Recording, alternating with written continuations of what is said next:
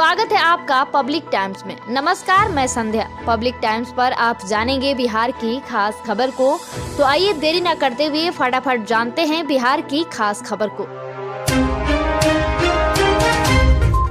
Patna AIIMS में शुक्रवार को कोरोना से 4 महिला मरीजों की मौत हो गई। वहीं पटना मेडिकल कॉलेज अस्पताल में 50 साल के अनिल कुमार नाम के एक मरीज की मौत हो गई। पटना एम्स में शुक्रवार को 16 मरीजों को स्वस्थ होने पर डिस्चार्ज कर घर भेज दिया गया। पटना सहित राज्य के इन 7 जिलों में 100 से अधिक नए कोरोना संक्रमित पाए गए हैं। इनमें पटना जिले में 697, मधेपुरा में 126, मुजफ्फरपुर में 117, पूर्णिया में 118, समस्तीपुर में 222, सारण में 101 और वैशाली जिले में 102 नए संक्रमित शामिल हैं।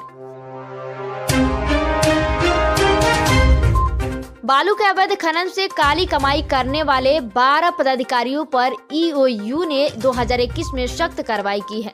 इन पदाधिकारियों पर आय से अधिक संपत्ति मामले में कार्रवाई की गई। अवैध बालू खनन मामले में विभिन्न जिलों में 5 महत्वपूर्ण मामलों का अनुसंधान कराया जा रहा है।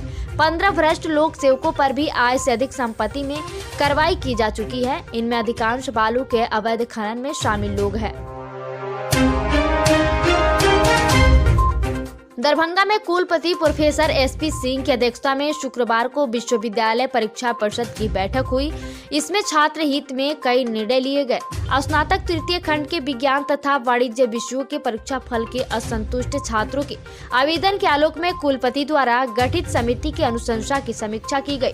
जांच के क्रम में समिति ने संबंधित विषयों के विशेषज्ञों से छात्रों के आवेदन के आलोक में उनकी उत्तर पुस्तिकाओं का अवलोकन कराया।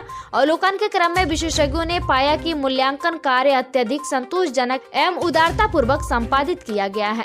किसी भी छात्र को उनके उत्तर की तुलना में किसी भी तरह से कम अंक नहीं दिए गए हैं। इस कारण ही परीक्षा फल का प्रतिशत बेहतर रहा। स्नातक विज्ञान में औसतन 85.50% परीक्षार्थी सफल हुए, जिसमें 97.7% प्रथम श्रेणी में एवं 28% द्वितीय श्रेणी में उत्तीर्ण हुए हैं। आरा के कोइलरवा थाना क्षेत्र के पंचरुखिया गांव से पूर्व कमालचुका दियारा इलाके में शुक्रवार को बालू के घाटों पर अपना अधिकार जमाने को लेकर 2 गुटों के बीच गोलीबारी हुई, जिसमें 2 लोगों की मौत हो गई।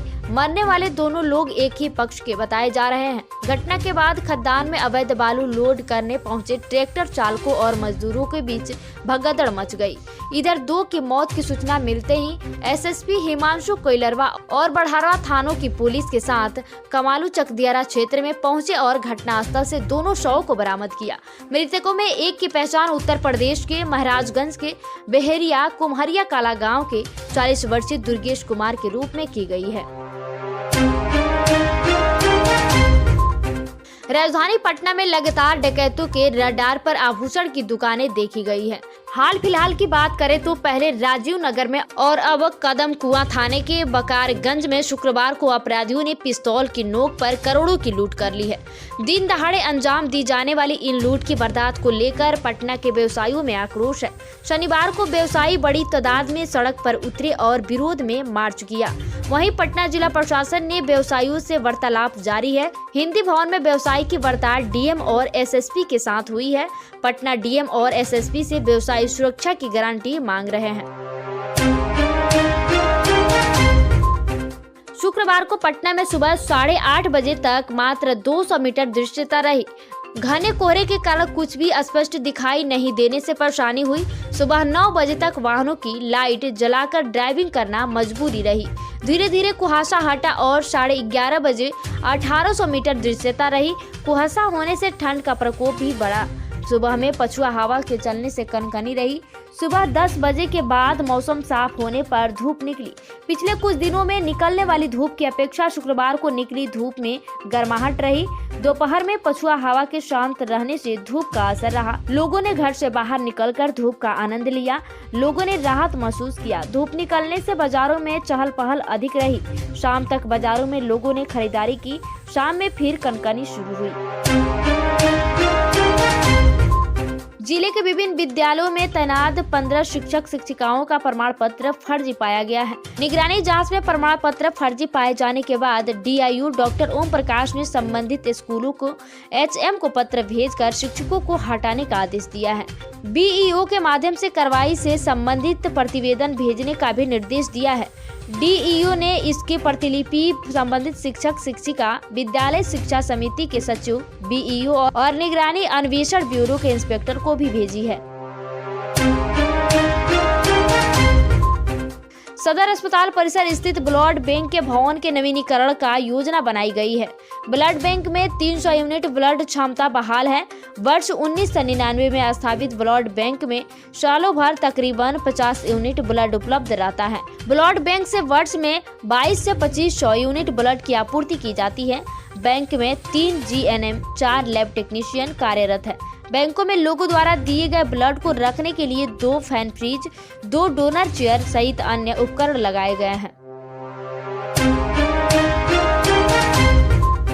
उत्तर बिहार के लिए केंद्र सरकार ने बड़ी सौगात दी है।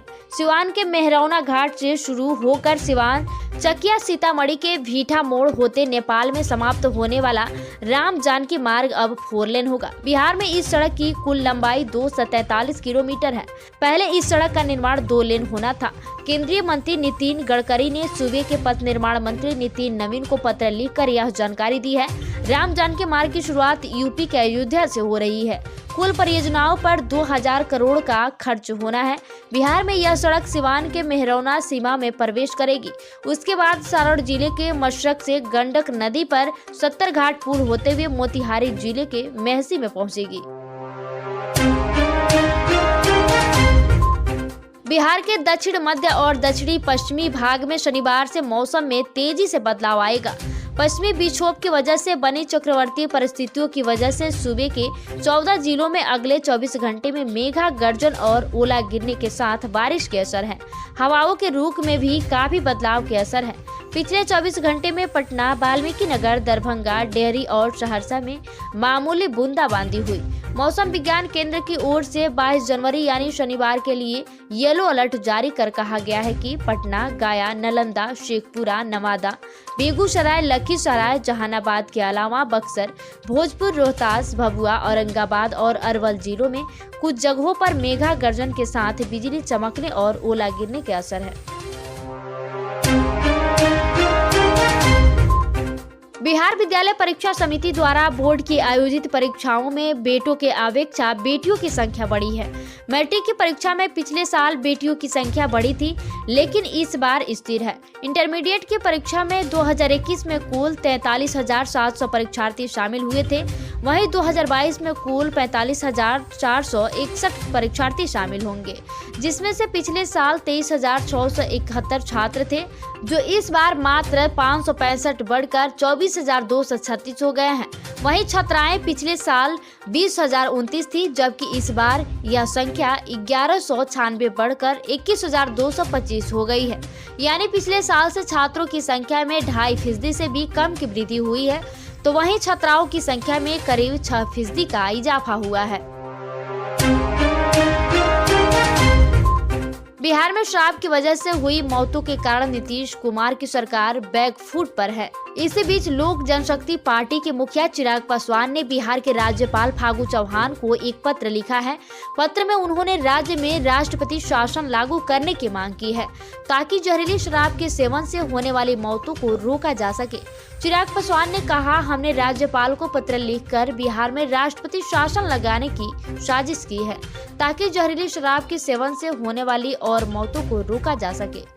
उन्होंने यह टिप्पणी ऐसे समय पर की है जब गुरुवार को सारण में जहरीली शराब पीने से 5 लोगों की मौत हो गई है और कई गंभीर हालात में हैं। 5 राज्यों में होने वाली विधानसभा चुनाव में बिहार पुलिस के अफसर और जवान भी सुरक्षा की कमान संभालेंगे। बिहार विशेष सशस्त्र पुलिस को 20 चुनाव में प्रतिनियुक्ति के मद्देनजर तैयारी हालात में रहने के निर्देश दिए गए हैं। 3 बटालियन की 5-5 कंपनियों को रवानगी के लिए तैयार कर रहने को कहा गया है, ताकि आदेश मिलते ही कंपनियां प्रशस्त कर जाएं। उत्तर प्रदेश, उत्तराखंड, पंजाब, गोवा और मणिपुर में विधानसभा चुनाव की प्रक्रिया शुरू हो गई है। चुनाव में बड़े पैमाने पर फोर्स की जरूरत होती है, लिहाजा अर्धसैनिक बलों के अतिरिक्त दूसरे राज्यों से भी पुलिस फोर्स को बुलाया जाता है।